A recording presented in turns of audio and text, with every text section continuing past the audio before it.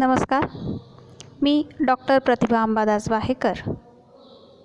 आपण आजच्या या व्हिडिओमध्ये वित्तीय संस्था याविषयी अभ्यास करणार आहे. या पूर्वीच्या व्हिडिओमध्ये आपण वित्तीय बाजाराची कार्य, वित्तीय बाजार म्हणजे काय, भारताची असणारी वित्तीय प्रणाली, वित्तीय रचना कशा पद्धतीची आहे या संदर्भामध्ये आपण अभ्यास केलेला आहे. आता या वित्तीय रचनेमध्ये असणाऱ्या ज्या वित्तीय संस्था आहे, या ठळक काही वित्तीय संस्थांच्या संदर्भामध्ये आज आपण अभ्यास करणार आहे. आता या वित्तीय संस्थांचा अभ्यास करण्यापूर्वी वित्तीय संस्था म्हणजे काय या संदर्भात आपण अभ्यास करूया. आपल्याला गरज असताना वित्तपुरवठा करणाऱ्या सरकारने स्थापन केलेल्या संस्था म्हणजे वित्तीय संस्था होय. म्हणजे बघा, आता याच्यामध्ये काय म्हटलेलं आहे, वित्तीय संस्था ज्या काय करताय, आपल्याला वित्तपुरवठा करणार आहे. आपल्याला असणाऱ्या गरजेनुसार, आपल्या परिस्थितीनुसार त्या ठिकाणी वित्तपुरवठा करण्याचं कार्य या संस्थांकडून केलं जातं. या संस्था कशा आहेत, सरकारने स्थापन केलेल्या आहे. म्हणजे त्यांची स्थापना कोणामुळे झालेली आहे, सरकारमुळे झालेली आहे. अशा ज्या संस्था आहे ज्या आपल्याला कर्जपुरवठा करणार आहे त्यांना आपण वित्तीय संस्था असं म्हणतो. मग आता याचे काही घटक, ठळक घटक या ठिकाणी दिलेले आहे. विविध उद्योग व सेवा क्षेत्राचा विकास होण्यासाठी, त्यांना वित्तपुरवठा करण्यासाठी सरकारने विविध वित्तीय संस्थांची स्थापना केली. म्हणजे आता या वित्तीय संस्था कशासाठी स्थापन करण्यात आलेल्या आहेत, ह्या वित्तीय संस्था त्या ठिकाणी उद्योग आणि सेवा क्षेत्राचा विकास घडून यावा. हा विकास घडून येण्यासाठी त्यांना जे भांडवल आवश्यक आहे ते भांडवल वित्तपुरवठ्यामार्फत त्यांना उपलब्ध करता आलं पाहिजे. यासाठी या वित्तीय संस्थांची स्थापना करण्यात आलेली आहे. वित्तीय संस्थांची स्थापना ही केंद्र व राज्य सरकार या दोघांनीही केलेली आहे. म्हणजे वित्तीय संस्था फक्त केंद्र सरकारच स्थापन करू शकते असं नाही आहे, तर राज्य सरकारला जर वाटलं की आपल्याला भांडवलाची आवश्यकता आहे तर राज्य सरकारसुद्धा राज्याच्या अखत्यारीमध्ये अशा वित्तीय संस्थांची स्थापना करू शकते. फक्त केंद्र सरकारच स्थापन करू शकतं असं नाही, तर दोघांकडूनसुद्धा या वित्तीय संस्थांची स्थापना केली जाऊ शकते. त्यानंतर पुढचा घटक या ठिकाणी सांगितलेला आहे, वित्तीय संस्था मध्यम आणि दीर्घ मुदतीचा कर्जपुरवठा करण्याचे कार्य करतात. बघा, कुठला करताय, मध्यम आणि दीर्घ मुदतीचा कर्जपुरवठा या वित्तीय संस्था करणार आहे. अल्प मुदतीचा कर्जपुरवठा त्यांच्याकडून केला जाणार नाही. उद्योगांना प्रोत्साहन, विकास व विविध सेवा पुरविण्याचे कार्य वित्त संस्था करत आहे. आता ह्या संदर्भामध्ये जर या ठिकाणी आपण अभ्यास केला तर उद्योगांना प्रोत्साहन मिळावं, त्यांचा विकास घडून यावा, ह्यासाठी त्या ठिकाणी विविध प्रकारच्या सेवा पुरवणारे, आता वित्तपुरवठा तर करणारच आहे, पण वित्तपुरवठा करत असताना या वित्तपुरवठ्याबरोबरच त्या ठिकाणी तांत्रिक सेवा, व्यवस्थापन सेवा, विपणन सेवा अशा प्रकारच्या सेवा प्रदान करण्याची कार्य या वित्तीय संस्थांमार्फत केली जाणार आहे. म्हणजे फक्त वित्तपुरवठा करून देणं एवढंच नव्हे, तर त्यांचा विकास घडून यावा, त्यांना प्रोत्साहन प्राप्त करता यावं, यासाठी त्यांना विकसित करण्यासाठी, त्यांना मदत करण्यासाठी या वित्तीय संस्थांची स्थापना करण्यात आलेली आहे. आपल्या वित्तीय संस्था जेवढ्या बळकट असतील, जेवढ्या त्या चांगल्या सक्षम स्वरूपाच्या असतील, तेवढं आपलं औद्योगिक आणि सेवा क्षेत्रसुद्धा विकसित स्वरूपाचं होत जाईल. मग आता भारतामध्ये असणाऱ्या ज्या वित्तीय संस्था आहे त्यातील काही वित्तीय संस्थांची आता आपण माहिती घेऊया. भारतातील सर्वात महत्त्वाची वित्तीय संस्था रिझर्व्ह बँक ऑफ इंडिया. आता रिझर्व्ह बँक ऑफ इंडिया ही आपल्या देशाची मध्यवर्ती बँक आहे. देशाची मध्यवर्ती बँक म्हणजेच ती बँकांची बँक, सरकारची बँक या नात्याने कार्य करत आहे.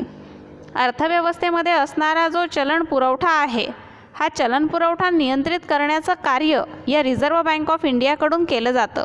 म्हणून चलनविषयक नियंत्रक म्हणून सुद्धा कार्य या रिझर्व्ह बँक ऑफ इंडियाला करावं लागतं. अशी जी ही रिझर्व्ह बँक ऑफ इंडिया आहे, या बँकेची स्थापना 1 एप्रिल 1935मध्ये झाली. ज्यावेळेस बँक स्थापन झाली त्यावेळेस ही बँक खाजगी क्षेत्राकडे होती, तिची मालकी खाजगी क्षेत्राकडे होती. परंतु 1 जानेवारी 1949मध्ये या बँकेचं राष्ट्रीयकरण करण्यात आलं, कारण खाजगी क्षेत्रामध्ये असणारी बँक ही इतर बँकांवर आपलं नियंत्रण प्रस्थापित करू शकत नाही, म्हणून ह्या बँकेचं 1 जानेवारी 1949 रोजी राष्ट्रीयकरण करण्यात आलं. हिचं मुख्य कार्यालय मुंबई येथे आहे आणि प्रादेशिक कार्यालय 5 प्रादेशिक कार्यालयं आज भारतामध्ये कार्यरत असल्याचे या ठिकाणी आपल्याला दिसून येतात. आपली जी अर्थव्यवस्था आहे, या अर्थव्यवस्थेमध्ये चलनविषयक धोरण आखणे आणि त्याची अंमलबजावणी करण्याचं कार्य ही रिझर्व्ह बँक ऑफ इंडिया करत असते. वित्तीय बाजारामध्ये असणाऱ्या ज्या बँका आहे, या सगळ्या बँकांवर नियंत्रण प्रस्थापित करण्याचं कार्य रिझर्व्ह बँक ऑफ इंडियाकडून केलं जातं. आपल्या देशामध्ये असणाऱ्या चलनाची निर्मिती करण्याचं कार्य या रिझर्व्ह बँक ऑफ इंडियाकडून केलं जातं. सरकारच्या वतीने सरकारचे प्रतिनिधी म्हणून विविध आंतरराष्ट्रीय संस्थांमध्ये कार्य या रिझर्व्ह बँक ऑफ इंडियाकडून केलं जातं आणि म्हणून भारतातील वित्तीय संस्थांमध्ये सर्वोच्च स्थानी रिझर्व्ह बँक ऑफ इंडिया ही सांगितली जाते. त्यानंतर दुसरा घटक या ठिकाणी सांगितलेला आहे security and exchange board of India, ज्याला आपण शॉर्टकटमध्ये सेबी असं म्हणतो. आता ही जी संस्था आहे, रिझर्व्ह बँक ऑफ इंडिया जशी चलनविषयक घटकासंदर्भात सर्वोच्च स्थानी आहे, तसं भांडवली बाजारावर नियंत्रण ठेवणारी सर्वोच्च संस्था म्हणून सेबी कार्यरत आहे. आता भांडवली बाजारामध्ये म्हणजे कशासाठी, तर ज्याच्यामध्ये शेअर्स, कर्ज रोखे असे जे प्रतिभूती आहे आपल्या, ह्या प्रतिभूती खरेदी विक्री केल्या जातात आणि ह्या खरेदी विक्रीवर नियंत्रण प्रस्थापित करण्याचं कार्य या सेबीकडनं केलं जातं. सेबीची स्थापना 1988 साली करण्यात आली आणि हिचं मुख्य कार्यालय मुंबई येथे कार्यरत आहे. आपल्या देशामध्ये होणारे सगळे जे काही भांडवली व्यवहार आहे, या भांडवली व्यवहारांवर संपूर्ण नियंत्रण या सेबीमार्फत केलं जातं.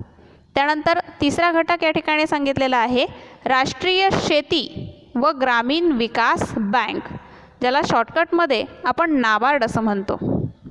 बघा, ही जी संस्था आहे ही राष्ट्रीय स्तरावर कार्यरत आहे.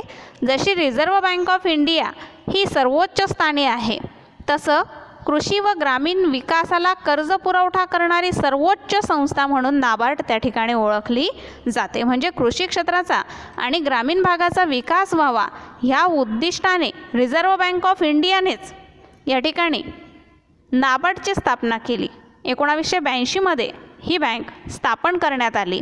ही कृषी क्षेत्राला आणि ग्रामीण विकासाला वित्त पुरवठा करणारी, अप्रत्यक्षरित्या वित्त पुरवठा करणारी राष्ट्रीय स्तरावरील सर्वोच्च संस्था असल्याचं या ठिकाणी सांगितलं जातं. या बँकेचे मुख्य कार्यालय मुंबई येथे आहे आणि ही कृषी व ग्रामीण विकासाला अप्रत्यक्ष कर्ज पुरवठा करण्याचं कार्य करते.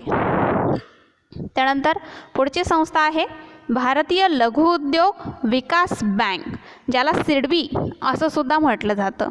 आता ही जी बँक आहे, ही बँक सूक्ष्म आणि लघु उद्योगांना मदत व वित्त पुरवठा करण्यासाठी स्थापन झालेली आहे.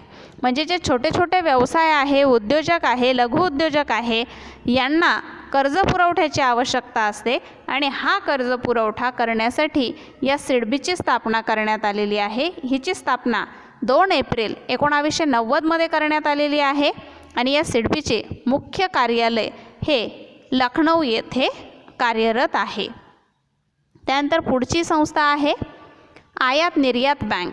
आंतरराष्ट्रीय व्यापाराला व आंतरराष्ट्रीय गुंतवणुकीला वित्त पुरवठा करण्याच्या उद्दिष्टाने आयात निर्यात बँकेची स्थापना करण्यात आलेली आहे. या बँकेची स्थापना 1982मध्ये करण्यात आली आणि या बँकेचं मुख्य कार्यालय मुंबई येथे आहे.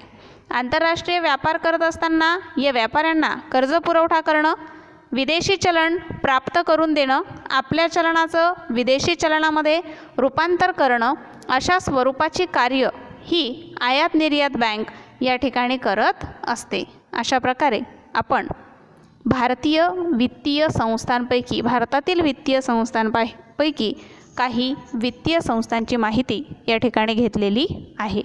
तुम्हाला जर माझा हा व्हिडिओ आवडला असेल तर लाईक आणि शेअर करा. धन्यवाद.